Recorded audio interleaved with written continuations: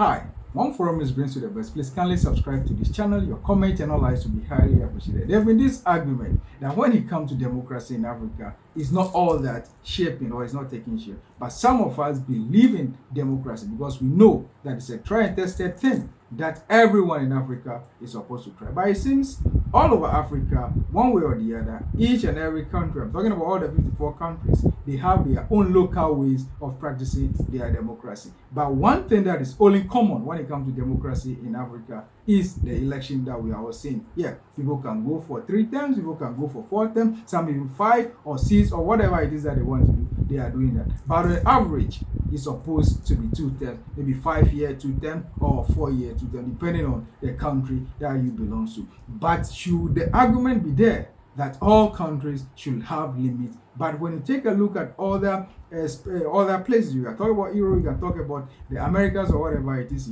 they have a way of managing their affairs when it comes to democracy. You do your 2 terms, you are out, another person comes in. But we don't see that in Africa. Is it the influence of our local way of thinking?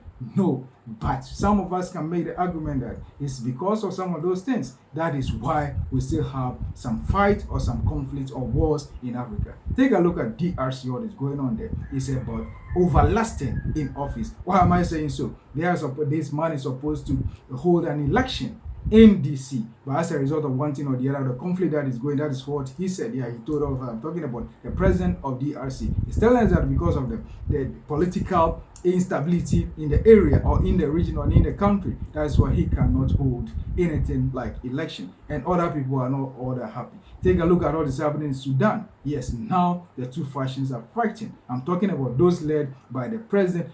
We have the president that belongs to different faction, as well as the vice president, that is Riek Machar, also belongs to different country. And Salva Kiir is the leader, the president, Riek Machar. But we are hearing, by the rumors that we are hearing, the news that we are picking, he is under house arrest, or he has been arrested. So we heard that some of his top generals were arrested in the past. But where it is going, now we have other leaders that are stepping in. But one thing that we would like to pinpoint is, take a look at the number of people that these 2 people agreed that, okay, let's come together and form a democratically governed country. Yes, things work so well. They enjoy relative peace in South Sudan. But today, as they are taken to their arms again, we are hearing all manner of those people are dying and killing and fighting all over the place in South Sudan.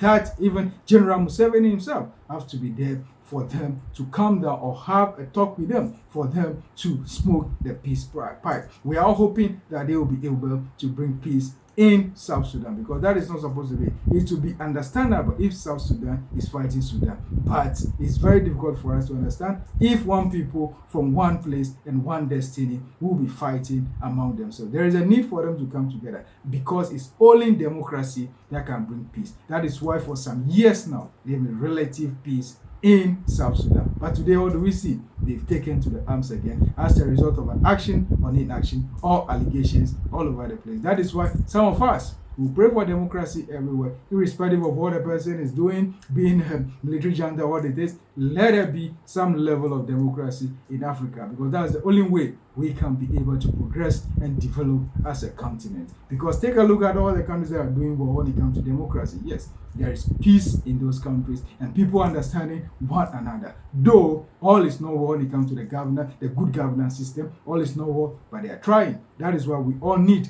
to carry this light on of democracy and be able to have peace in the whole of Africa. Why? Because democratical leaders don't fight democratically elected leaders. That is democratic peace theory. Democracies don't fight each other or one another. There is a need for full and total democracy when it comes to Africa. Please, thank you so much. And for more, kindly subscribe to this channel. One Forum is the best when it comes to anything, everything about politics of Africa and historical antecedents, or anything, everything about crime and security. We'll be right here to bring you the best. Your comments and your likes will be highly appreciated.